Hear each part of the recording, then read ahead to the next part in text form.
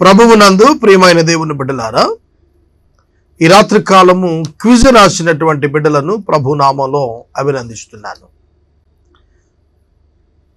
వాక్య ధ్యానంలోనికి వెళదాం. పరిశుద్ధుడైన పౌలు కొరింథీయులకు రాసిన మొదటి లేఖ 12వ అధ్యాయం దయచేసి మీ ఎదుట ఉంచుకోవాలని ప్రేమతో నేను మనవి చేస్తున్నాను. పరిశుద్ధుడైన పౌలు గారు కొరింథీయులకు రాసిన మొదటి లేఖ 12వ అధ్యాయం చదువుకుందాం. మరియు సహోదరులారా, ఆత్మ సంబంధమైన వరములను గురించి మీకు తెలియకుండుట నాకు ఇష్టం లేదు. మీరు అన్యజనులై ఉన్నప్పుడు మోగ విగ్రహములను ఆరాధించుటకు ఎటుపడిన అటు నడిపింపబడితేరని మీకు తెలియను. ఇందుచేత దేవుని ఆత్మ వలన మాటలాడువాడు ఎవడును శాపగ్రస్తుడు, యేసు శాపగ్రస్తుడు అని చెప్పడనియు, పరిశుద్ధాత్మ వలన తప్ప ఎవడును యేసు ప్రభు అని చెప్పలేడనియు నేను మీకు తెలియచేయుచు ఉన్నాను. ఆత్మ సంబంధమైన వరాలను గురించి పౌలు గారు 12వ అధ్యాయంలో 4వ వచనం నుండి కృపావరాలను గురించి రాస్తూ వచ్చాడు. ఆత్మ సంబంధమైన వరం యేసుక్రీస్తు ప్రభువారు విశ్వసించిన వారికి దేవుని చేత అనుగ్రహించబడిన ఒక వరం. ఆత్మ సంబంధమైన దేవుని వరం రక్షణ. ఎఫెసీ పత్రిక 2వ అధ్యాయం 8వ వచనంలో మీరు విశ్వాసము ద్వారా కృపచేతనే రక్షించబడి ఉన్నారు, ఇది మీ వలన కలిగినది కాదు, దేవుని వరమే అంటున్నాడు. రక్షణ దేవుడిచ్చేటువంటి వరం, అంటే ఉచితంగా పొందేటువంటిది అని అర్థం. ఆత్మ సంబంధమైన వరాలు అనేకమైనటువంటివి విశ్వాసులకు కృపావరాలుగా ఆయన ఇస్తున్నాడు. వీటిలో ప్రధానంగా దేవుని ఆత్మచేత నింపబడిన వ్యక్తులు, రక్షించబడిన వ్యక్తులు యేసు శాపగ్రస్తుడు అని పలుకరు, చెప్పరు. 2, యేసే ప్రభువు, యేసుక్రీస్తు ప్రభువు అని కూడా పరిశుద్ధాత్ముడు లేకుండా ఎవరు అంగీకరించరు. పరిశుద్ధాత్మ సహాయం లేకుండా ఎవరు యేసుక్రీస్తు ప్రభువు అని నోటితో ఒప్పుకోలేరు. అందుకనే ఒక యాసిడ్ టెస్ట్ చాలా సూక్ష్మంగా ఒక వ్యక్తి రక్షించబడ్డాడు లేదు అనేది తెలుసుకోవటానికి ఒక మాట అడుగుతూ ఉంటాం మేము. అదేమిటంటే, యేసుక్రీస్తు ప్రభువు మాత్రమే దేవుడు అని నీవు ఒప్పుకుంటున్నావా అని అడిగితే రక్షించబడిన వారు మాత్రమే అవును అని జవాబిస్తారు. యేసుక్రీస్తు ఒక్కడే ప్రభువు అని ఒప్పుకుంటున్నావా అని అడిగిన ప్రశ్నకు విశ్వాసం ఉంచిన వారు వెంటనే లేదు అని జవాబిస్తారు. అర్థమవుతుందా? ఒకడు పరిశుద్ధాత్మను కలిగి ఉంటేనే తప్ప, అనగా రక్షించబడిన అనుభవం కలిగి ఉంటేనే తప్ప యేసు ప్రభువే దేవుడు అని ఒప్పుకోలేడు. ఈ మాట పౌలు గారు పరిశుద్ధాత్మ శక్తి చేత వ్రాస్తున్నారు. ఈ లోకంలో అనేక మంది భక్తిపరులు, నీతిమంతులని చెప్పుకుంటున్న వారు, నీతి క్రియలు జరిగిస్తున్నటువంటి పలు విధాలైనటువంటి మనుషులు జీవిస్తున్నారు. వారిలో ఎంతటి ఉన్నతమైన వారినైనా సరే మీరు ప్రశ్నించినప్పుడు యేసే ప్రభువు అని చెప్పాలి అని అంటే ఖచ్చితంగా వారు పరిశుద్ధాత్మను కలిగి ఉన్న వారై ఉండాలి, అనగా రక్షించబడిన వారై ఉండాలి. లేని ఎడల వారు చెప్పలేరు. ఒక విధంగా రక్షించబడిన వ్యక్తిని సులువుగా ఐడెంటిఫై చేయటానికి ఇదొక చిన్ని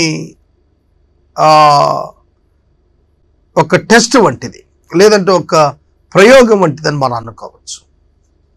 ప్రియమైన దేవుని బిడ్డలారా, యేసు శాపగ్రస్తుడని చెప్పలేడు పరిశుద్ధాత్మ కలిగిన వాడు, యేసే ప్రభు అని చెబుతాడు ఆత్మ కలిగిన వాడు.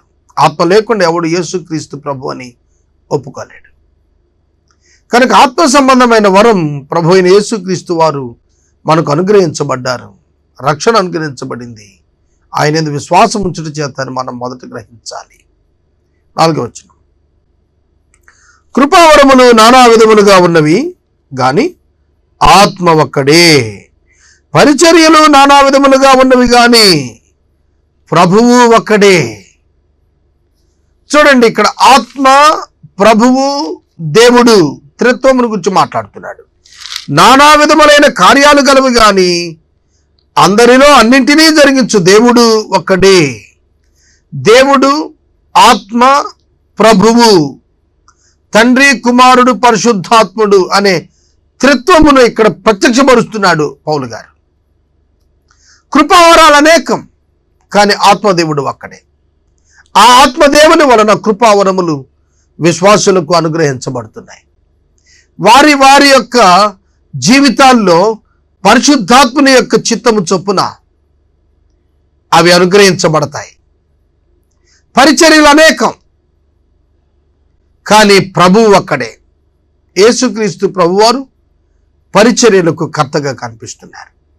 సమస్త కార్యాలు కూడా అన్నింటినీ అందరిలో జరిగించేది దేవుడు ఒక్కడే. చూడండి, ఆయనను అందరి ప్రయోజనం కొరకు ప్రతివానికి ఆత్మ ప్రత్యక్షత అనుగ్రహింపబడుచు ఉన్నది. ఏ ఒక్క వ్యక్తికైనా ఆత్మ యొక్క ప్రత్యక్షతలు కలిగాయి అనంటే అది అతని కొరకు కాదు, అతను పెట్టిన సంస్థ కొరకు కాదు, అందరి కొరకు, సంఘమంతటి యొక్క ప్రయోజనం కొరకని గుర్తెరగాలి. ఎలా అనగా ఒకనికి ఆత్మ మూలముగా బుద్ధివాక్యమును, మరి ఒకనికి ఆత్మను అనుసరించిన జ్ఞానవాక్యమును, experienced and knowledged word, wisdom word, knowledge word, రెండు పదాలు వాడాడు. ఒకటి బుద్ధివాక్యము, రెండవది జ్ఞానవాక్యము, విజ్డమ్ వర్డ్, నాలెడ్జ్ వర్డ్. ఈ రెండు కూడాను పరిశుద్ధాత్ముడు ఇచ్చేటువంటి వారాలు.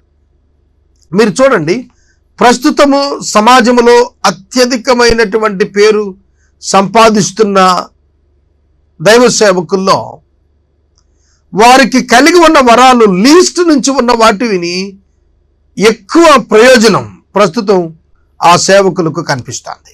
ఎట్లా అంటే, మీరు గమనించినట్లయితే ఇందులో వరుసగా వస్తే బుద్ధివాక్యం, జ్ఞానవాక్యం, విశ్వాసం, స్వస్థపరచు వరం, ప్రవచన వరం, వివేచన, భాషలు, ఇట్లా ఒక్కొక్కటి ఇస్తూ వచ్చాడు. అయితే చాలా త్వరగా ఐడెంటిఫై చేయబడేది భాషలు. కనుక పరిశుద్ధాత్మ చేత ఈ వ్యక్తి నింపబడ్డాడు అని చెప్పడానికి కొందరు ఈ భాషలను వినియోగించుకుంటున్నారు ఈనాడు కూడా.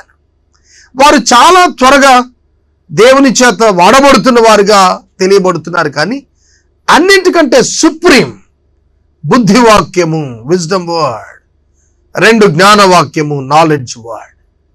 దేవుని యొక్క వాక్యపు వరముందు చూశారు, ఇది అన్నింటికంటే ప్రయోజనకరమైనటువంటిది, అనేకులకు రక్షణను కలిగించేటువంటిది. కనుక ఈ వరం కావాలి.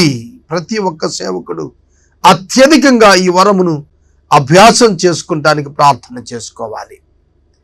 మరి ఒకరికి ఆ ఆత్మ వలన విశ్వాసమును, మరి ఒకరికి ఆ ఒక్క ఆత్మ వలననే స్వస్థపరచు వరములను, మరి ఒకరికి అద్భుతాలు చేయ శక్తి, మరి ఒకరికి ప్రవచన వరం, మరి ఒకరికి ఆత్మల వివేచన, మరి ఒకరికి నానా భాషలు, మరి ఒకరికి అర్థం చెప్పే శక్తి. ఇవన్నీ కూడా ఆ ఆత్మ ఒక్కడే తన చిత్తము చొప్పున, అండర్లైన్ చేసుకోండి 11వ వచనం, తన చిత్తం చొప్పున ప్రతివానికి ప్రత్యేకంగా పంచి ఇస్తూ కార్యసిద్ధి కలుగజేస్తూ ఉన్నాడు. కనుక స్వస్థతలు చేస్తున్నా, అద్భుతాలు చేస్తున్నా, భాషలు మాట్లాడుతున్నా, భాషలకు అర్థం చెబుతున్నా, జ్ఞానవాక్యమైన, బుద్ధివాక్యమైన, విశ్వాసమైన, ఏ కృపావరమైనా కూడా పరిశుద్ధాత్మ యొక్క చిత్తము వలన ప్రతివానికి కూడా ప్రత్యేకంగా ఆయన్ని పంచి ఇస్తూ కార్యసిద్ధి కలుగు చేస్తూ అందరికీ ప్రయోజనం కలుగు చేస్తున్నాడు. ఈ రాత్రి ఈ సత్యాన్ని మీరు గుర్తెరగాలి. మనుషులు, విశ్వాసులు లేదా దైవ సేవకులు పరిశుద్ధాత్మని ఆధీనంలో పనిచేస్తున్నారు.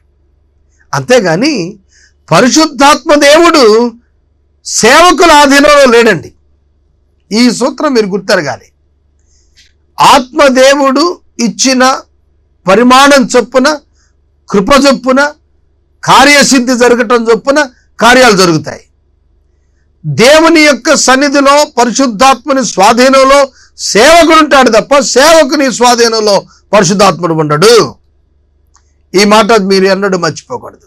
కనుక ఈ కార్యాలు చేస్తున్న సేవకులు పరిశుద్ధాత్మని చేతిలో వాడబడుతున్నారే తప్ప వీరి చేతిలో దేవుని ఆత్మ వాడబడుతున్నాడు అనుకోకూడదు. చాలా మంది అనుకుంటారు పలానా ఆయనకి వరం ఉంది, ఆయనే చెప్తే ఆ దేవుడు చేస్తాడనుకుంటారు. అది పొరపాటు అవగాహన. దేవుడు తన చిత్తం చొప్పున ఏం చేయాలనుకుంటాడో ఆ వరం ఇవ్వబడిన వ్యక్తి ద్వారా జరిగిస్తాడు. గ్రహిస్తున్నారా? కనుక జరిగించేది ఆయన, కర్త ఆయన, జరిగిస్తున్నాడు. ఎవరి ద్వారా జరిగిస్తున్నాడో వారికి ఘనతను ఆయన ఆపాదింపజేస్తున్నాడు. కనుక వారు ఘనత పొందినప్పుడు ఆ ఘనతను దేవునికి ఆపాదించాలి. సోదరుడా, సోదరి, ఈ మధ్యన ఒక సహోదరి ఉన్నతమైన పురస్కారం పొందారు. నేను ఆమెతో మాట్లాడుతున్నప్పుడు ఇది చాలా గొప్ప పురస్కారం, మీరు చాలా ఘనమైన కార్యం సాధించారు అనగానే వారు అన్నారు నాతో, ఇది దేవునికి మహిమ కలిగేటట్లుగా ఈ కార్యం జరిగిందన్నారు.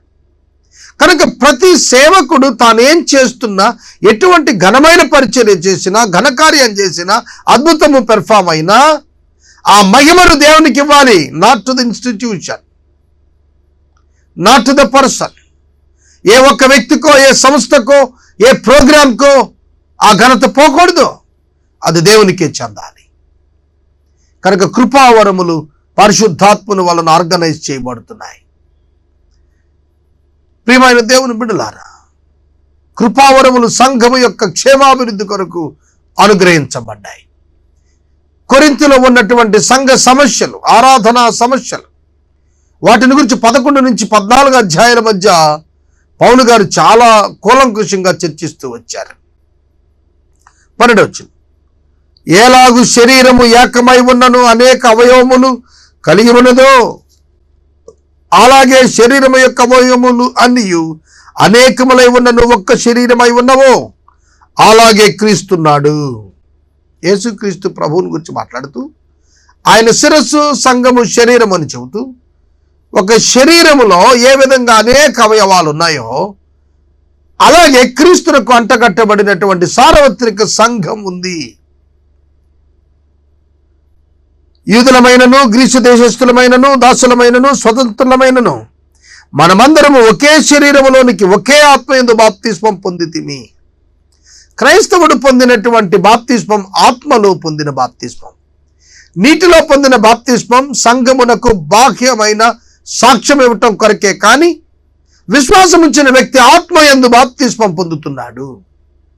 ఆత్మ యందు నివసించేటట్లుగా ఆయన sealed or covered by the Holy Spirit, sealed under the spirit of the Lord. దేవుని యొక్క ఆత్మ యందు ముద్రించబడుతున్నారు.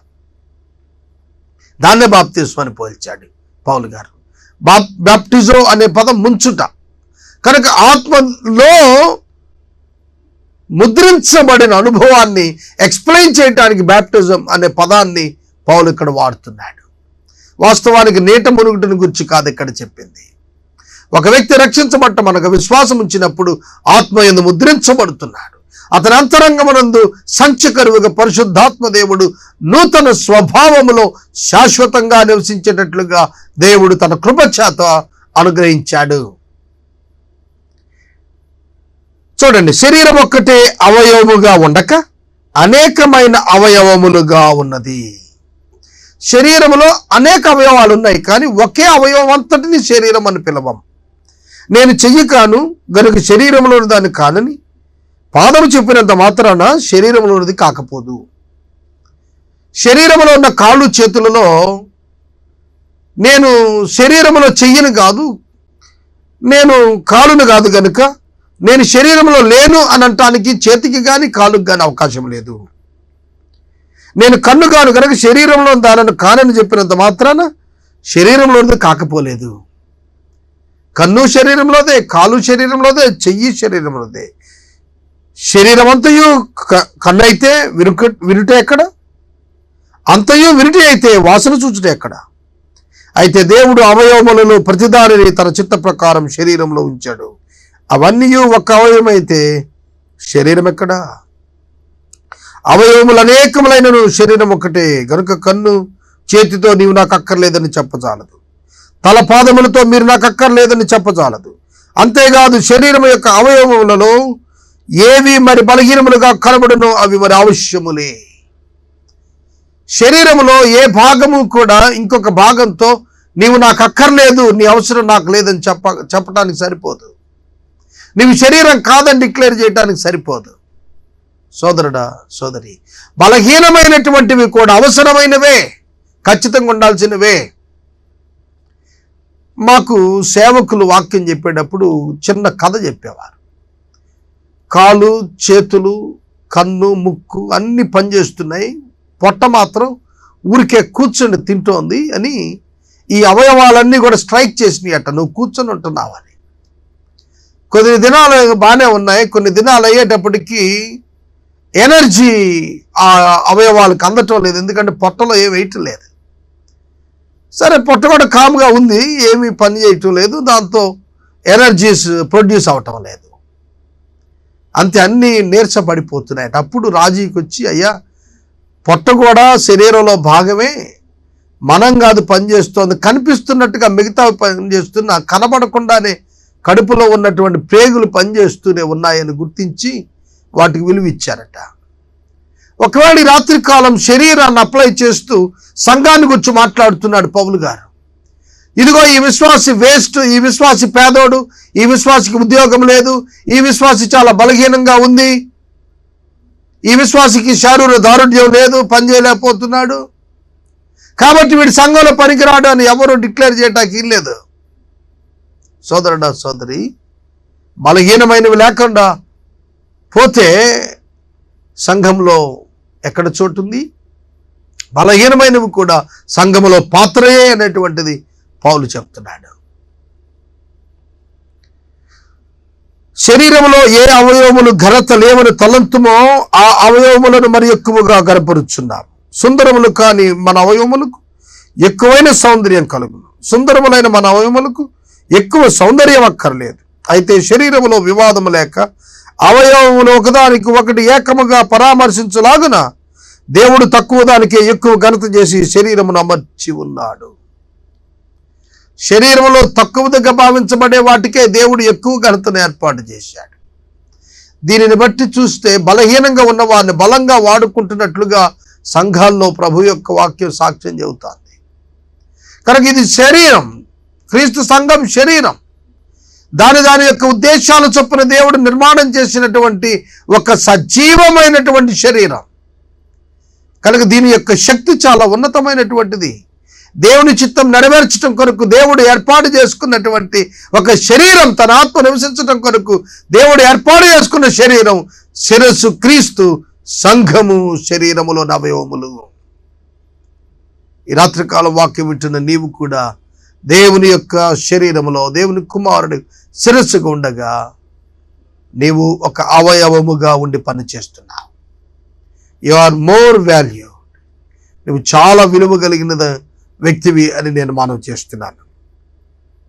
కాగా ఒక అవయవము శ్రమ పడినప్పుడు అవయవములు అన్నియు దానితో కూడా శ్రమ పడును, పొందినప్పుడు అవయవములు అన్నియు దానితో కూడా సంతోషించును. ఒక అవయవము ఘనత పొందితే అన్నీ ఘనత పొందుతాయి. ఒక అవయవము శ్రమ పడితే దానితో పాటు అన్నీ శ్రమ పడతాయి. ఇప్పుడు టీవీలో కామన్వెల్త్ స్పోర్ట్స్ వస్తున్నాయి, అందులో పరిగెత్తుతున్నారు 20 కిలోమీటర్లు, 40 కిలోమీటర్లు.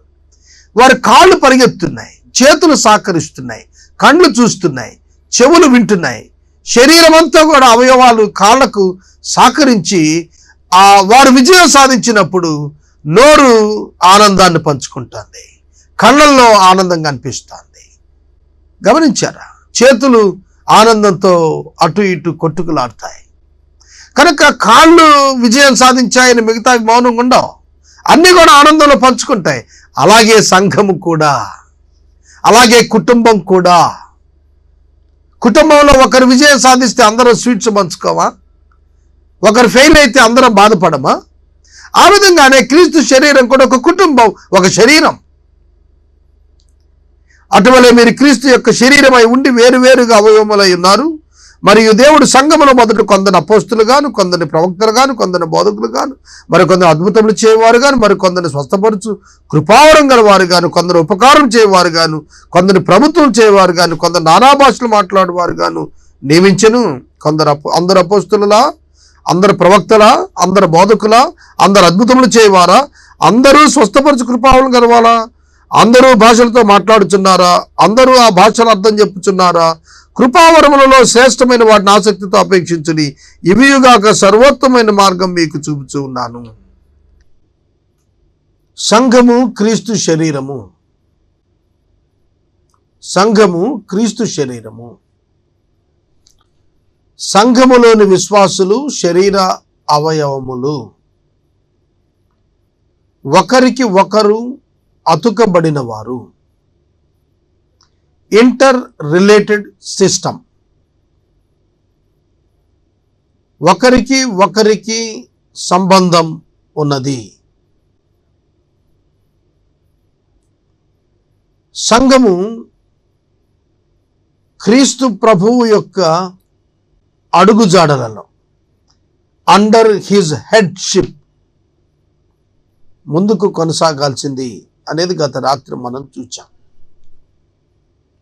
ఒకరికి ఒకరికి సంబంధం లేదని ప్రకటించుకోవటానికి సంఘంలో ఏ ఒక్క వ్యక్తికి అర్హత లేదు అనేది కూడా చూచాం.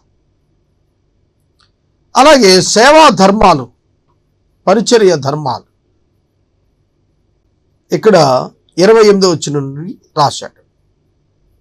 మరియు దేవుడు సంఘములో మొదట కొందరిని అపోస్తలులు గాను, మరికొందరిని ప్రవక్తలు గాను, మరికొందరిని బోధకులు గాను, అటు పిమ్మట కొందరిని అద్భుతములు చేయువారు గాను, తరువాత కొందరిని స్వస్థపరచు వరములు గలవారి గాను, కొందరిని ఉపకారములు చేయువారు గాను, కొందరిని ప్రభుత్వాలు చేయువారు గాను, మరికొందరిని నానావిధ భాషలు మాట్లాడువారు గాను నియమించెను. దేవుడు సంఘములో నియమించెను అనే పదాలు ఇక్కడ మనం చూస్తున్నాం.